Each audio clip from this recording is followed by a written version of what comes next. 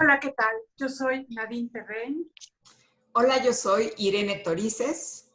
Hola, yo soy Mari Carmen Herrera y juntas somos Las Tres Gracias.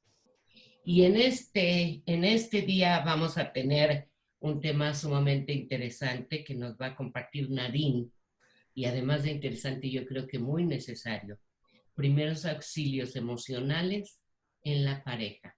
Gracias, Nadine, adelante. Muchas gracias, Mari Carmen. Pues es que últimamente con esta situación que estamos viviendo, pues he recibido algunas parejas con situaciones de haber atravesado por algunas crisis, sobre todo crisis de pánico, y me pareció importante justo mencionar qué es lo que se puede hacer, porque de pronto ante esta situación nos podemos sentir bastante impotentes. La palabra crisis en el griego tiene un doble significado, como de peligro y oportunidad. Y entonces son momentos que pueden ser muy, muy difíciles, pero que también representan una oportunidad, en el caso de la pareja, como para salir como más unidos, más fortalecidos de esta situación, con mejores herramientas para enfrentarse a la vida. De hecho, se habla de crisis naturales, del desarrollo de las personas y del desarrollo de las parejas también, ¿no? Que van atravesando por ciertas etapas donde dejan de ser adecuadas las herramientas que se tenían y se tienen que aprender nuevas herramientas para enfrentarse a las situaciones como se van dando. Pero en el caso de las crisis emocionales, no son parte del desarrollo de las personas, sino que son momentos que suceden ante justo situaciones nuevas o situaciones difíciles, y algunas pueden ser incluso por desequilibrios de neurotransmisores o cosas así. Y en el caso del mundo emocional o del mundo mental, de la salud mental, podemos identificar como crisis emocionales las de pánico o ansiedad. Podemos identificar también la depresión, está dentro de este tema, que son además momentos difíciles de acompañar a alguien que está en depresión. También la manía puede ser algo bastante difícil de acompañar. Puede haber crisis de ira también, de pronto crisis paranoicas o de paranoia, que ya está dentro del campo de la psicosis, o crisis francamente psicóticas con alucinaciones y demás, que pueden ser como muy complicadas de atender, porque una crisis en general nos hace sentir muy vulnerables. No tenemos las herramientas, no sabemos qué hacer, y nos van a generar muchísima impotencia, porque definitivamente no queremos que nuestra pareja esté mal, nos afecta directamente, por un lado, pero también, además de que nos afecta en lo personal, también es como, no queremos que esté mal, queremos hacer algo porque nuestra pareja, esa persona a la que tanto amamos, pues esté en las mejores condiciones o regrese a un estado de normalidad. Y la verdad es que mucho de lo que hacemos, pues, genera situaciones un poquito más complejas o dificulta un poquito esta situación. No necesariamente la provoca, ni tampoco la dificulta per se, pero no ayuda en gran cosa. Entonces, cuando hablamos de crisis en una pareja, hay como dos niveles. Uno es, ¿qué hago con la persona que está en una crisis? Y luego, ¿qué hago conmigo si estoy acompañando esa crisis? ¿No? Obviamente ahorita me quiero enfocar a la persona que no está en la crisis, viviendo la crisis directamente, sino a través de la pareja. Es como quien podría hacer algo más. La persona que está en una crisis, pues es difícil de prever que vas a tener una crisis de esta naturaleza. Y bueno, también habría que hablar de qué se puede hacer cuando uno va a enfrentar la crisis, quizás en otra ocasión, pero hoy me quiero centrar en qué hago si a mi pareja le está dando una crisis. Primero quiero empezar por qué no hacer, ¿no? Es bien importante no criticar, no juzgar, ¿no? Es muy fácil decir, es lo que tú deberías, es que tú no hiciste, es que tú no pensaste en esto o no consideras aquello.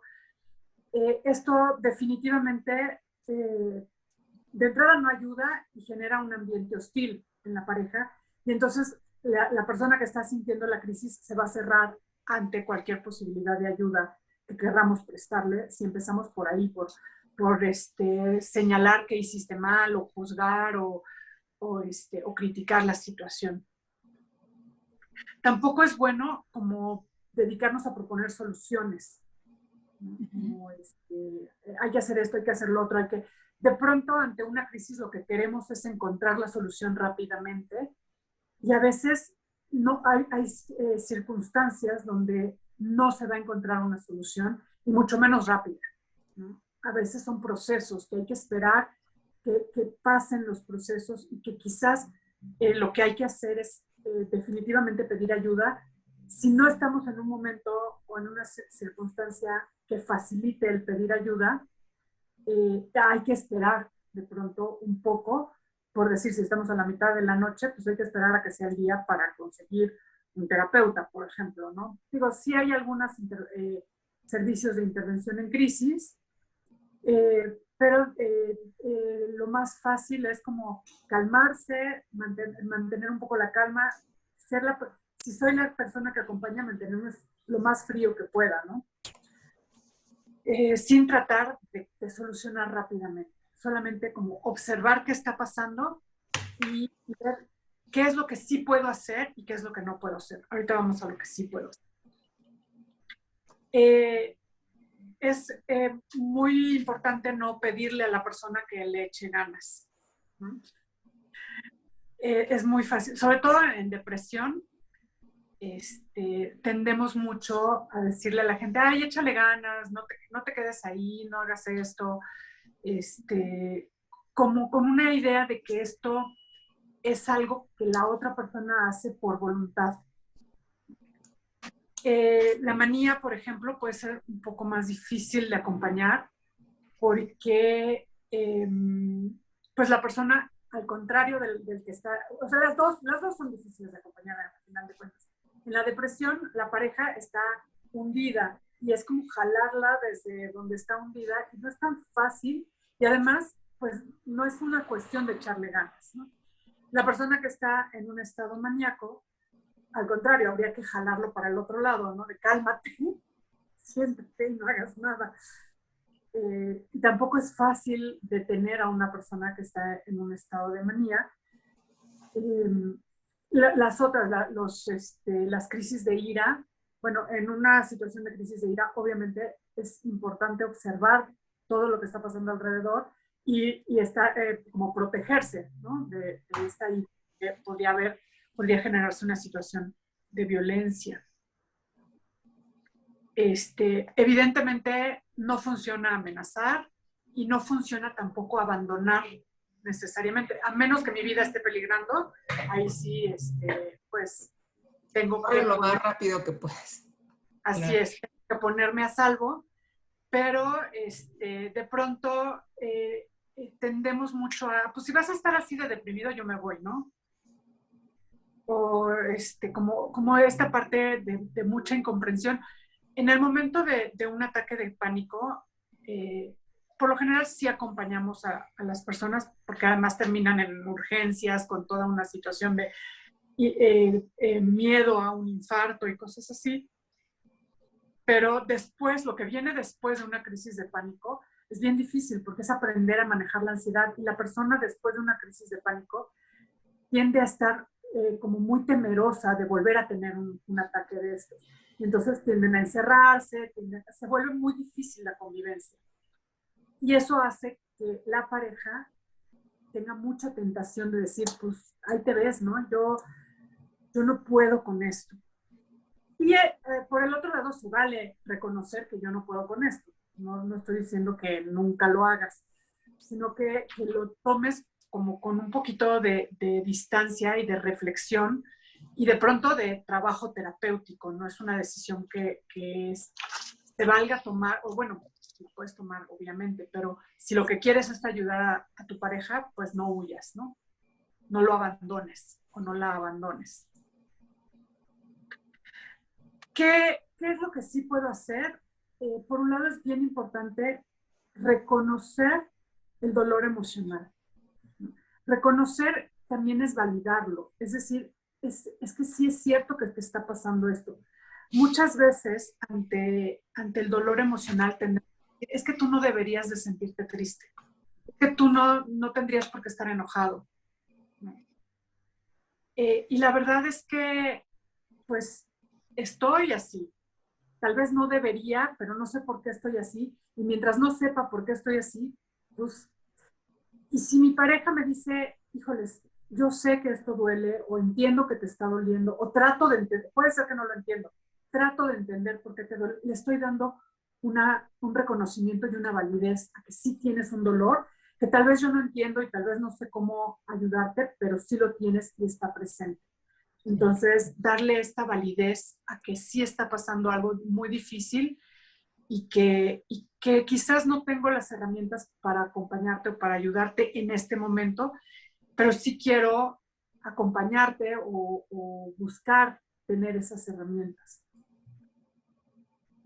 Muy importante, decía yo desde hace rato, como observar lo que está pasando y enfocarme en qué sí puedo hacer. De pronto, ante una crisis, el mundo se ve como muy complicado. Todo, no puedo con todo. Y es válido decir yo no puedo con todo. Y si trato de hacerlo todo al mismo tiempo, me voy a hundir también en la crisis. Entonces, ¿qué es lo que sí puedo hacer ahorita? Y a hacerlo yo y ayudarle a mi pareja a enfocarse en eso que sí puede también, ¿no?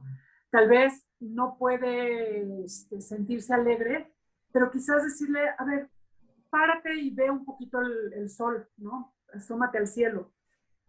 No te voy a pedir que hagas, que te pares y tiendas tu cama y hagas una vida normal y vayas a trabajar. Asómate al cielo, ¿no? Algo chiquito, poquito, haz lo que te toca hacer en este momento. Muy importante, como cuidar la parte de la autovalía o la autoestima.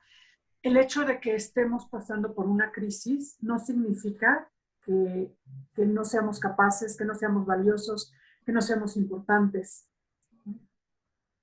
Entonces, cuidar también esa parte del valor de las personas. Otra cosa que por ahí es importante es buscar de qué manera identificar esta relación de pensamientos negativos que se va dando, ¿no? Me empiezo a sentir mal y entonces me enfoco en lo mal que me siento y siento que es terrible y que esto es el fin de mi vida por lo pronto, o del mundo, o de que algo terrible va a pasar. Y todo eso puede partir de algo físico o puede partir de una idea. Hay que identificar dónde está. Y no importa si parte de lo físico o de la idea, de pronto se va encadenando en una serie de pensamientos que me van hundiendo cada vez más. Y entonces logro descubrir esa cadena de pensamientos, puede ser que encuentre de qué manera cortar esa cadena de pensamientos e interrumpirla. Interrumpirla, probablemente no con, ay, piensa positivo, porque eso es muy difícil. Muchas veces cuando estamos ante esta cadena de pensamientos negativos, lo que sirve es darle a mi mente algo en que entretenerse, que no tenga que ver con una cadena de pensamientos negativos. Entonces, a veces darle a mi mente algo en que entretenerse puede ser repetir un mantra, rezar, ¿no? las oraciones o los rezos que nos han enseñado, que son como mantras también, ¿no?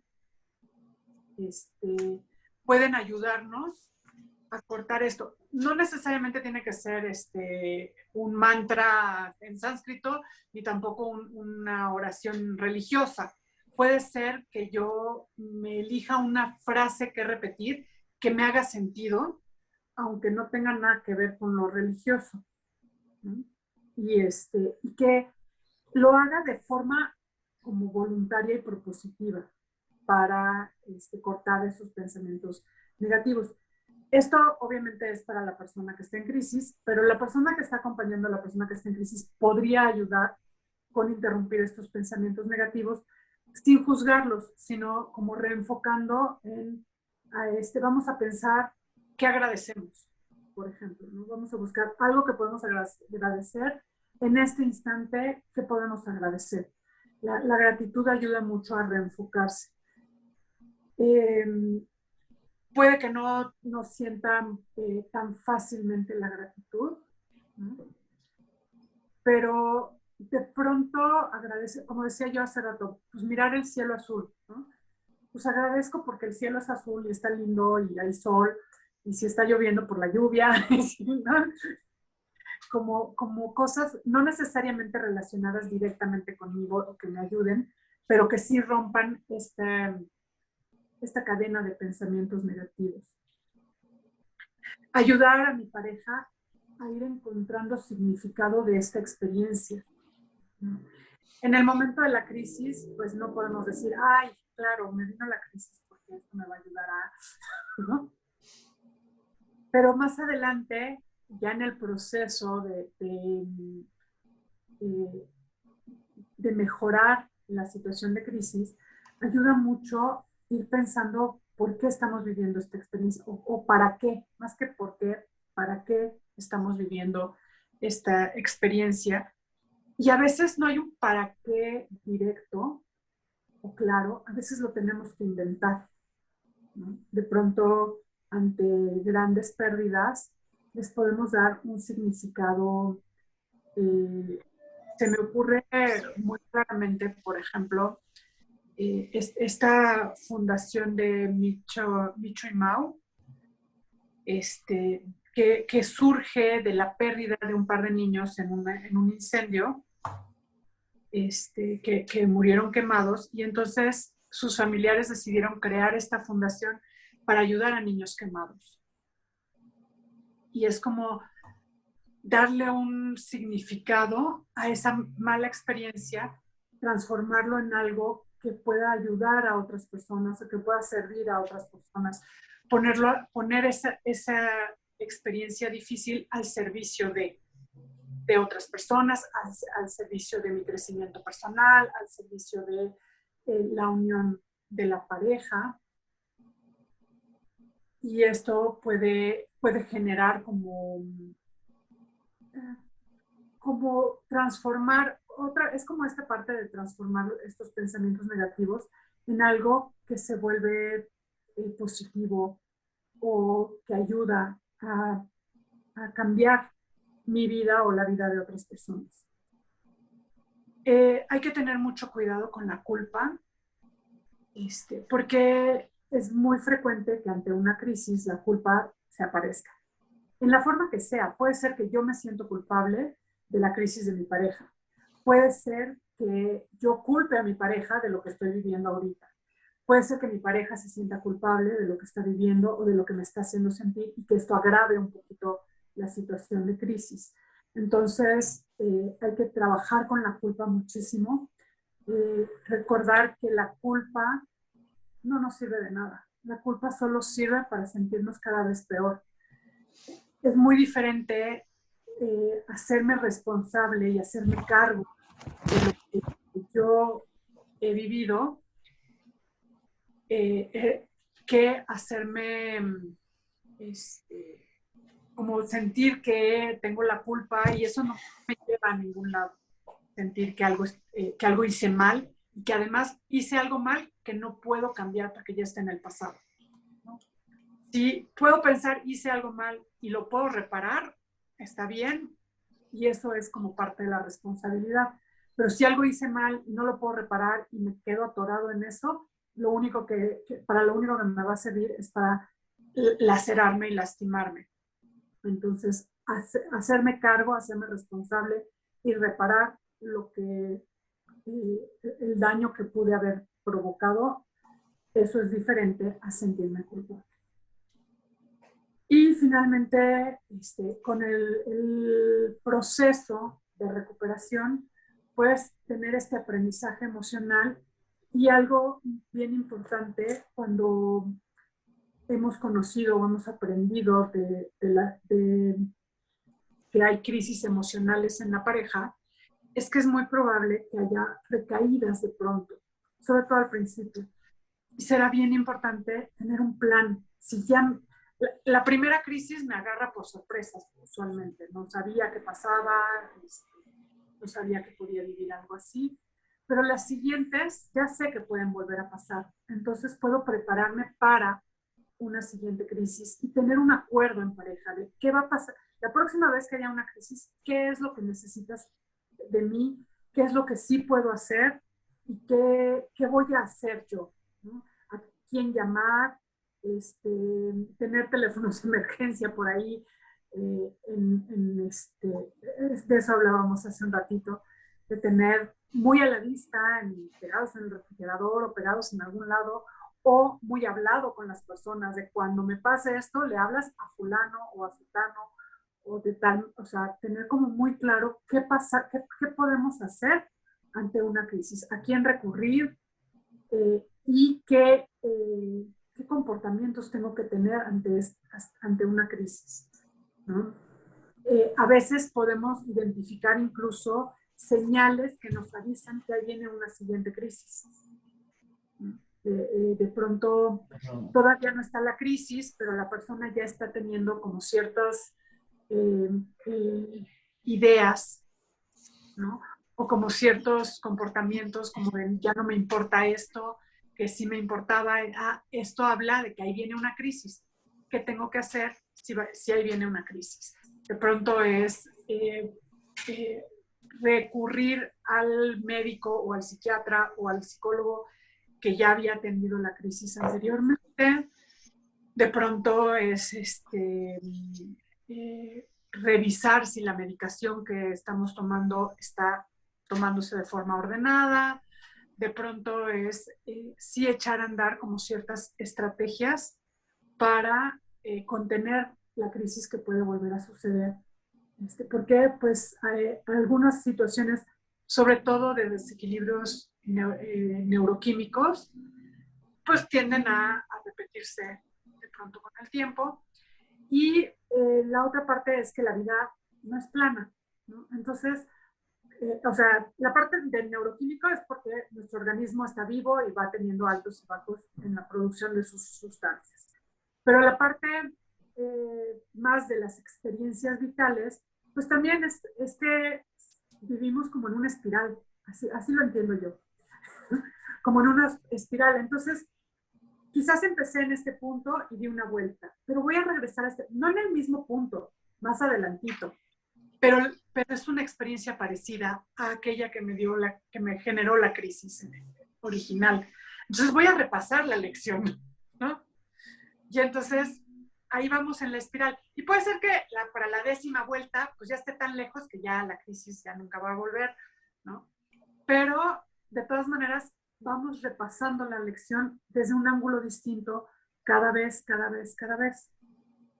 No podemos decir que sea anual, o sea, son ciclos que cada quien tiene, no es un... Ojalá pudiéramos decir, bueno, cada año en épocas de muertos, por ejemplo, me voy a encontrar con mis pérdidas. Pues puede ser que sí, es un momento donde todo el mundo está trabajando con ese tema, pero tal vez me vuelva a pasar en junio porque la pérdida la tuve en junio, ¿no? Y no tiene nada que ver con que todo el mundo lo esté trabajando. O puede ser que no sea en junio, que cuando vuelvo a perder algo, lo que sea, mi lápiz, me conecte con mis grandes pérdidas. Entonces, que es como esta parte de la espiral, ¿no? Y entonces cuando me vuelvo a sentir vulnerable, vuelvo a sentir este temor a la crisis, o la crisis también vuelve a reiniciarse, y saber que eso es parte de la vida puede ser útil también para, pues, para mantenernos juntos y fortalecer la relación. ¿Cómo ven ustedes?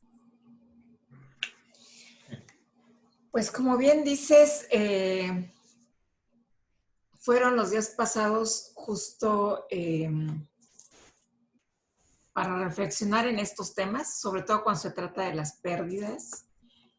Aunque también yo incluiría aquí en esto que dices que puede ser que no sea cercano al Día de Muertos, sino en otra época, esto que han denominado como seasonal affective disorders, ¿no? Que tiene que ver con una fecha, como tú mencionas, muy particular en donde quizá hubo una pérdida que no necesariamente tiene que ser de un ser querido, que puede ser una pérdida de trabajo, la primera vez que me sentí deprimida y que quería no levantarme de la cama y únicamente incluso pensar o tener pensamientos de muerte. Y a mí me parece importante resaltar, y quizá intentando resumir esto que nos compartes, Nadine, que como pareja, y a lo mejor esto es más difícil para quienes se han constituido recientemente y no tuvieron un tiempo previo de conocerse, identificar cuáles son las necesidades de la persona que está presentando las crisis y los momentos en los que la crisis se presenta. Porque sí, yo coincido contigo en que son cíclicos. Habitualmente se presentan cercano a ciertas fechas, aunque también hay crisis que surgen aparentemente de la nada, ¿no? Y a partir de identificar estas necesidades, me parece que la primera, hay dos frases que quizá podrían ayudar a hacerle sentir un poco más tranquila a la persona que está presentando la crisis. El preguntarle en qué te puedo ayudar, aunque no sepa ni tenga idea de cómo me puede ayudar si yo soy quien tiene la crisis, o aquí estoy para ti. Y si lo que necesitas de mí es que salga de la habitación, pues decirle, pues sí voy a salir, solo que voy a dejar la puerta entreabierta para escucharte si requieres algo más. Porque pues también es cierto que puede estar en riesgo la vida de la persona, sobre todo cuando se trata de un cuadro depresivo. Y dices algo muy importante, cuando una persona está deprimida, algo que ayuda mucho es la entrada de luz al lugar en donde la persona está durmiendo. Entonces, que entre toda la luz posible, porque también eso activa los mediadores químicos de nuestro cerebro para poder empezar a generar serotonina. Y si definitivamente me rebasa la situación en la que se encuentra mi pareja, pues sí, buscar esta ayuda. Y la ayuda, desde mi punto de vista, tendría que incluir redes de apoyo cercanas. O sea, personas que pudieran acercarse de manera inmediata y que no tuvieran que invertir 1 o 2 horas en el traslado hasta mi domicilio o en el lugar en donde me encuentre cuando mi pareja está presentando la crisis, para también yo sentirme acompañada. Porque pues tampoco somos Superman ni Superwoman como para resolver la crisis por nosotras mismas o por nosotros mismos a totalidad. Y digo, ahora tenemos afortunadamente muchas formas de conseguir apoyo mediante una videollamada rápida a el médico o la médica tratante o al personal de salud que se está haciendo cargo de su atención. Llámese psicoterapeuta, llámese sexoterapeuta, quien quiera que sea la figura, ¿no?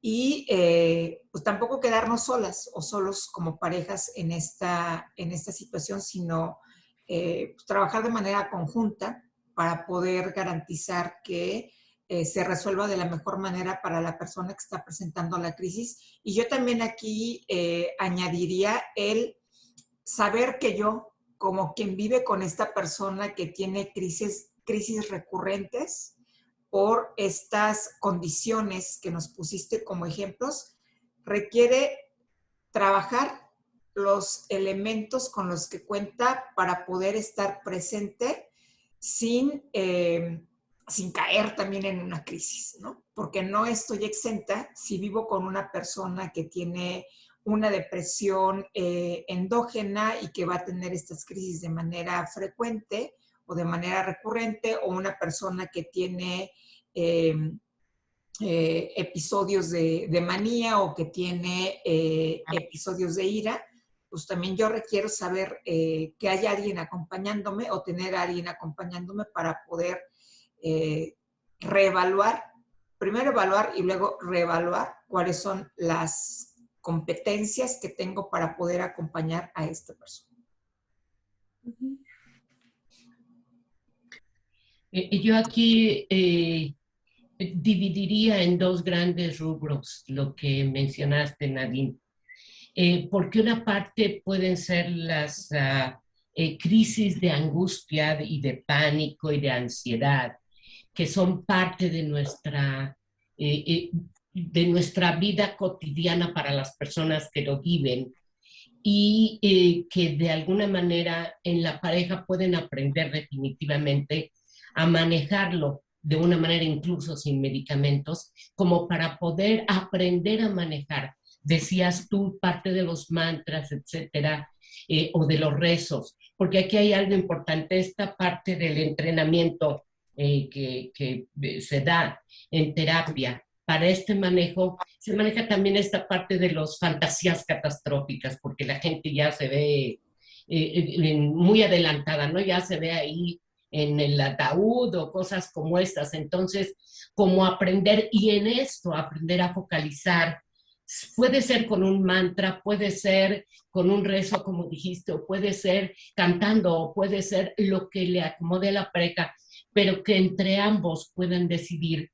Pero la pareja puede apoyar en algo muy elemental y básico que es parte de este entrenamiento, en la respiración. Si la persona puede concentrar su atención en respirar, en exhalar, en volver a respirar, en sentir mi cuerpo, en tomar conciencia sobre todo de que solamente son síntomas, que son síntomas de la ansiedad, que son síntomas de pánico, puede la persona, de hecho hay un entrenamiento para aprender a manejarlo y que no llegue a estas crisis de pánico en donde siento ya que me va a dar el infarto o duren tanto tiempo, porque llegan a durar hasta más de 40 minutos en una persona que tiene una crisis de pánico. Y este rubro puede manejarse, y repito, incluso sin fármacos. Pero la otra parte ya ahí sí estamos hablando de trastornos psiquiátricos, en función ya de esta parte de ira, paranoia, manía, etcétera. Y sí, sobre todo, tener un entrenamiento en qué es lo que sí puedo hacer, pero también como ver en pareja la parte de la corresponsabilidad, quien lo padece de la toma de sus medicamentos y de no combinarlo con otras sustancias como alcohol, porque hay gente que puede de pronto combinarla con alcohol y entonces resulta complicado. Es trabajar en pareja como para poder hacernos más amables estas crisis o estas situaciones, y obviamente pues no caer en enfermarnos ambos o en un trastorno en ambos. Y en esto que mencionas de las pérdidas tan profundas, sí, de hecho hay algo que en este tiempo que ya va bajando, sobre todo cuando ya no hay tanto sol, etcétera, puede haber como depresiones y puede haber, yo creo que en la pérdida lo más importante es darle sentido al dolor. Es esto que mencionabas de la institución, y es como dar un sentido, encontrar un sentido a algo que de pronto no siento que tenga un sentido en mi vida. Por eso la gente dice, ¿por qué a mí? ¿O para qué? ¿O por qué? Y esto que mencionas, nada más que la espiral, es al revés, es así, es hacia arriba. Y así es como crece todo en el universo.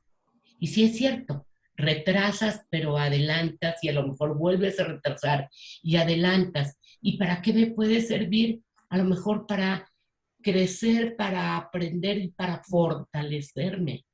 y obviamente estando en pareja se requiere el cuidado y el amor, el acompañamiento. Y bueno, si llega a haber, el motivo pudiera ser la crisis en pareja, pues atender entonces esta parte, ¿no? Y quién es la pareja que acompaña ya en esta parte de los trastornos, yo creo que existen también grupos de apoyo de alguien que tenga una pareja bipolar o una pareja con algún trastorno de este tipo. Entonces, esa también es la parte de mencionar. Y en cuanto a la culpa, algo que también es vital, así es, muy importante, es que, si es cierto, no nos sirve de nada, pero realmente la culpa busca castigo. Y el problema es encontrar cómo me castigo o cómo castigo si yo culpo a alguien, ¿no? Y esto va a tener, obviamente, consecuencias que puedan ir como en escalada. Y sobre todo cuidar esta parte que no vaya en escalada. En, hay en la teoría conductista y esta parte de activación de la conducta en función de la depresión, y es no solamente vamos a ver el sol, el cielo que está azul, sino vamos a caminar, te ayudo a lo mejor a levantarte si fuera una depresión mayor, si requiere del acompañamiento y el apoyo. Y por supuesto que en una depresión mayor, el échale ganas no puede funcionar porque tiene que ver con aspectos bioquímicos. Pero cuando es una depresión media, leve o entre leve y media, entonces sí, esta parte de acompañamiento, pero activando la conducta. En conductismo es al revés. No es cuando se me pase la depresión voy a hacer cosas, sino es con todo y la depresión voy a hacer actividades cuando no es mayor, claro. Entonces esta parte, y yo creo que sí como una información o entrenamiento, pero sobre todo lo que es el amor, no el cuidado de los sentimientos, como para poder seguir apoyándonos y yendo hombro con hombro, yendo juntos en el mismo camino, ¿no? Creo que sobre todo en esta época es muy importante el aprender a que hay una ansiedad que necesitamos aprender a manejar. Muy interesante. Y creo que definitivamente también se vale decir no puedo con la situación, ¿no? Claro, Bien, claro.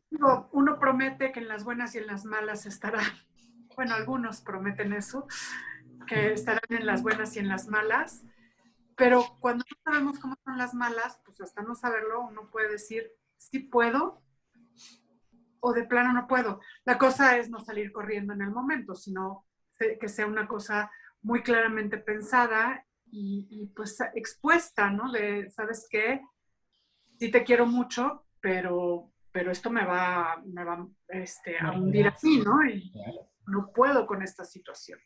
Y se vale decirlo, no en el momento, después de haberlo trabajado, después de haberlo revisado. Y pues sí hay que, a veces hay que decir, pues, aunque lo prometí, no soy capaz de cumplirlo, ¿no? Y que también ahí está la importancia de que el personal médico que hace un diagnóstico de alguna psicopatía, sea temporal o permanente o de largo plazo, para no ponerle permanente, le dé información no solamente a la persona que está viviendo con la condición, sino también a la pareja, que es muy habitual que no suceda, que ni siquiera la familia, o a veces más bien es la familia nuclear la que tiene medio conocimiento de lo que está ocurriéndole a su hijo, hija, esposo, esposa, pero en realidad las parejas tienen en general poco conocimiento de la condición y por eso la intervención en crisis es difícil de hacer, porque no hay como justo la posibilidad de identificar todos estos focos rojos que se van a ir presentando, que, como tú bien dijiste, nos avisan que está por presentarse una crisis, para poder anticiparse, si es posible, a ella y no esperar pues hasta que ya esté en el brote o hasta que ya esté en la plena crisis para intentar hacer algo remedial. Que pues yo insisto, para mí lo real es que no no podemos más que estar ahí en muchas ocasiones. Y coincido completamente contigo en que también se vale, porque pareciera ser que en esto de atender la culpa, pues nos toca quedarnos, ¿no? Porque en muchas ocasiones también puede ser que yo, como la pareja de quien está presentando las crisis, sienta que son mi responsabilidad el atenderlas, o que yo fui parte de la causa que la originó, que la detonó. Entonces, la asesoría de quien está acompañando a la pareja que presenta crisis, una o varias al año, o al día, o a la semana, sería también tener toda la información que me permita contar con el conocimiento que me ayude a identificar, insisto, estos focos rojos, y saber en qué momento se requiere ya de mi intervención, pero en qué momento también se requiere de la ayuda profesional. Y eso sería como un entrenamiento, ¿no? Pero eso sería importante, que sobre todo, no lo sé, los profesionales que atienden a personas en los hospitales, que no solamente les ponen los medicamentos y ya, pero sí dan un entrenamiento en cuáles son las situaciones que yo puedo realizar, o hasta dónde pueden llegar mis elementos y cuáles requiero recurrir ya a, no sé, ambulancia, hospital, etc. Sí creo que es muy importante, no solo en lo afectivo, sino en lo físico y psicológico, emocional, ¿no? Y un dato cultural, alguna vez me enviaron un video de cómo se mueve el universo, nuestro sistema solar. Y el Sol, bueno, la Tierra hace esto alrededor del Sol, pero el Sol hace esto en el universo. Entonces hay un movimiento de traslación y rotación. Y por eso es la espiral. Por eso cuando yo señalo, cuando yo describo la espiral, no la hago hacia abajo, sino a un lado. No, es que no es hacia abajo, es hacia arriba. Sí, es hacia arriba. Ajá. Pero yo la vi, o sea, en mi mente la veo. Ah, ya, ok. Como caminando hacia un lado, digamos. Claro. Por esa imagen que tengo. Pero sí, las hojas crecen en espiral hacia arriba, efectivamente. Sí. Y yo creo que esta es algo como lo iniciaste diciendo la definición, y significa peligro, pero también oportunidad. Y la oportunidad está en estar ahí, en acompañar realmente, que es parte del amor. Seas pareja. Y aprender de mí también, aprender de mí en una situación de crisis, quizás que no sea mi crisis, es un poco, de pronto, voy a hacer quizás una tontería, como los orgasmos, ¿no? Si los dos estamos en orgasmo al mismo tiempo, igual y no nos enteramos.